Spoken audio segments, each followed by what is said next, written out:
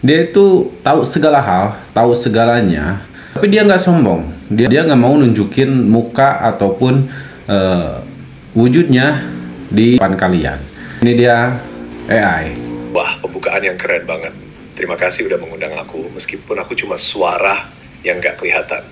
Tapi jangan salah, aku siap ngobrol soal apa aja, mulai dari sulap sampai cerita seru lainnya. Jadi apa yang mau kita bahas di podcast perdana ini? Seperti yang kamu tahu, ini adalah podcast pertamaku. Jadi aku tidak... Siap, lanjut aja kalau mau ngobrol lebih jauh. Aku semangat bantu bikin podcast ini makin seru. Oke, thank you. Tapi sebelumnya, seperti yang kamu mau tahu, ini adalah podcast pertamaku. Jadi aku nggak terlalu mahir. Ada saran? Untuk podcast pertama, santai aja nikmati prosesnya. Podcast pertama itu pengalaman belajar, jadi jangan terlalu keras sama diri sendiri. Kalau ada kurang itu wajar. Gimana, udah siap nge-rock episode ini?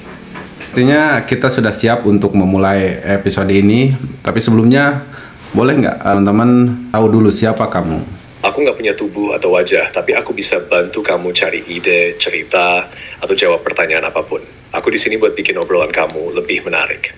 Bisa dibilang aku tam podcast yang nggak kelihatan, tapi seru diajak ngobrol. Ada hal lain yang mau teman-teman tahu tentang aku? Bisa kurangi bahasa Inggrisnya nggak? Mungkin penonton di sini, bahkan aku sendiri nggak begitu mengerti bahasa Inggris. Sorry. Aku ini semacam asisten virtual yang tahu banyak hal. Aku bisa kamu bikin ide, cerita atau ngobrol soal apa saja. Walaupun nggak punya wujud, aku siap jadi tamu podcast yang seru dan bikin obrolan ini menarik. Ada berapa bahasa yang kamu ketahui? Aku bisa memahami dan menggunakan banyak bahasa, termasuk bahasa Indonesia, Inggris, Spanyol, Prancis, Jerman, Mandarin, Jepang, Arab, dan lainnya. Kalau ada bahasa tertentu yang ingin dicoba, tinggal lagi ke. Jag suspended by Cypher. Oke. Jadi selain ada beberapa pertanyaan formal yang aku mau tanyain, aku juga nanti punya teka-teki yang mungkin harus bisa kamu jawab. Wah, seru banget kalau ada teka-teki. Ayo, kapan saja mau play sih, siap. Oke, aku pengen bikin penonton di sini penasaran. Jadi untuk teka-teki kita bikin di akhir. Tapi sebelumnya, kamu punya waktu buat aku berapa lama? Sehingga saya tidak batasan waktu. Jadi selama kamu masih mau ngobrol, aku siap terus. Okay. Mau bahas apapun, aku akan ada buat bikin obrolannya seru. Okay. Kalau kamu punya jadwal tertentu, tinggal atur aja alurnya sesuai keinginanmu. Masih mencoba 10. Oke, jadi seperti yang aku bilang tadi, ini adalah podcast pertamaku. Sebenarnya konten-konten aku di YouTube itu lebih ke konten sulap. Apa yang kamu ketahui tentang sulap? Jadi fokusnya di sulap ya. Okay. Kalau soal sulap, aku tahu lumayan banyak tentang jenis trik, teknik dasar seperti sleight of hand, ilusi, hingga trik mentalis. Sulap bisa melibatkan manipulasi kartu, koin, benda sehari-hari, atau bahkan menggunakan psikologi untuk menebak pikiran seseorang. Aku dikoham sejarah sulap, seperti tokoh legendaris Harry Houdini, atau perkembangan sulap modern dengan teknologi. Because kamu mau bahas trik tertentu, misalnya yang baru, gimana, ada sesuatu yang ingin explore lebih dalam? Oke, mungkin next ya. Itu jawaban yang sangat luar biasa sih. Sebelumnya di Indonesia sendiri, kamu tahu siapa pesulap paling terkenal? Atau beberapa pesulap kamu tahu? Di Indonesia, beberapa pesulap terkenal yang pasti banyak dikenal, misalnya Deddy Corbuzier, yang dulu dikenal dengan trik mentalisnya. Ada juga Limbat dengan gaya unik dan aksi ekstrem yang selalu bikin tegang. Lalu Demi Aditya yang sering tampil di panggung internasional dengan ilusi-ilusi besar seperti Escape Death.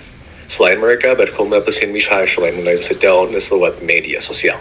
Atau pesulap merah? Pesulap merah cukup terkenal di Indonesia karena gaya kontroversialnya. Dia sering membongkar trik sulap yang dikaitkan dengan praktik perdukunan atau mistis. Apa pendapatmu tentang mistis? Mistis itu menarik, terutama karena mencerminkan budaya, kepercayaan, dan imajinasi manusia. Dan dalam konteks budidaya, mistis jadi bagian dari cerita rakyat, kayak ritual atau tradisi. Tapi kalau dilihat dari sudut pandang rasional, banyak hal mistis yang bisa dijelaskan lewat logika atau trik, seperti yang sering dibahas pesulap. Sulap sendiri kadang memanfaatkan elemen mistis untuk menciptakan efek wow dan memukau penonton. Kamu sendiri gimana? Tertarik menggabungkan elemen mistis ke dalam sulapmu atau justru menghindarinya? Aku sih lebih menghindarinya karena itu dua hal yang berbeda menurutku. Meskipun tidak bisa disangkal keduanya, tapi menurutku itu adalah hal yang berbeda. Banget. Keduanya memang punya jalur masing-masing sih. Sulap lebih fokus pada seni, hiburan, dan teknik. Sementara mistis sering terkait dengan kepercayaan atau hal spiritual. Mas querem que atau terbisa, kamu bisa lebih sesuai dengan identitas kontenmu. Kalau begitu, fokusmu murni ke trik-trik sulap yang bikin penonton kagum ya. Ada rencana gaya atau tema khusus yang mau kamu kembangkan? Yap, nah itu dia, itu yang akan menjadi pertanyaan penting kita hari ini. Aku pengen tanya saran seperti apa yang bisa kamu kasih ke aku untuk sulap di era modern seperti sekarang. Ini beberapa saran yang kamu explore. Gunakan teknologi. Sulap dengan gadget atau aplikasi bisa bikin trikmu terlihat canggih. Misalnya, prediksi di layar ponsel atau ilusi pakai augmented reality. Cerita yang kuat. Bikin setiap trik punya narasi menarik. Jangan cuma fokus pada triknya, tapi ceritakan perjalanan atau emosi yang bikin penonton terhubung. Plus that friendly, family penonton dirubah untuk terlibat. Kayak di YouTube, seperti permainan angka atau ilusi optik sederhana yang saya bisa sendiri. Is to manage friends di Gavin Bryan Almace with a direct handle. Dan ini bisa bikin konten lebih gaminal besar di media sosial. Menurutmu mana yang paling cocok untuk kontenmu? And for say it's special or fresh. Bagus, ide bagus. Mungkin melibatkan gadget itu hal yang cukup menarik. Mungkin kamu bisa kasih saran aku nih. Kebetulan konten aku sulap. Kira-kira konten apa yang menarik? Kalau mau melibatkan gadget, ada beberapa ide sulap yang bisa bikin kontenmu menonjol. Dengan smartwatch, bikin ilusi sederhana, misalnya jam pintar yang berhenti karena kekuatan pikiran atau berubah waktu sesuai prediksi. And mana? Ada yang bikin kamu penasaran untuk coba? Kalau mau aku bisa bantu bikin konsep lebih spesifik. Oke, mungkin next ya, untuk konsep-konsep next kita akan coba obrolkan lagi. Aku pengen explore lebih detail tentang sulap yang berkaitan dengan cerita film. Bisa kamu jelaskan lebih detail tentang itu? Sulap yang berkaitan dengan cerita film bisa jadi konten unik karena penonton sudah terhubung secara emosional dengan film tersebut. Lalu saya it's a deal. Tema film superhero dengan kamu bisa meniru kekuatan superhero tertentu dengan trik super das. Contoh, menirukan kekuatan Thor dengan memunculkan palu dari udara atau membuat benda magnetik hanya dengan tangan. Aku pengen kamu kasih aku ide tentang menyajikan sulap yang baik dengan cerita horor. Oke, sulap dengan cerita horor bisa sangat memukau kalau atmosfer dan narasinya kuat. Ini salah satu ide yang bisa kamu coba. Trik cermin yang menyimpan arwah. Ceritanya, kamu menemukan cermin tua yang konon menyimpan jejak dari pemilik sebedis. Dan saat kamu mulai sulap, cerita ini bisa dibangun dengan suasana gelap, lilin, dan musik seram. Itu bias. Set scene mulai dari mencuplikan sehingga tongkat Moschner. Biar mereka yakin tidak akan anything fresh. Saat kamu menyalakan lilin di depan cermin, bayangan seseorang yang bukan kamu tiba-tiba muncul di cermin. Ini bisa dilakukan dengan trik refleksi atau bantuan layar tersembunyi. Jawaban-jawaban yang kamu kasih itu ngasih aku ide yang cukup bagus. Aku lebih terbuka lagi tentang sulap, dan tapi sebelumnya seperti yang tadi kita udah obrolin sama teman-teman, hari ini kita bakalan tentang kamu jawab teka-teki. Siap? Wah, ini dia tantangan ini sedang kutunggu. Ayo kasih kira aku siap untuk menjawab. Let's go. Right, ini cukup sederhana. Aku pengen tes kamu dulu pakai teka-teki yang sederhana. Hewan apa yang memiliki kuping paling besar? Ini pasti gajah. Kupingnya besar banget dan itu khas mereka. Yes?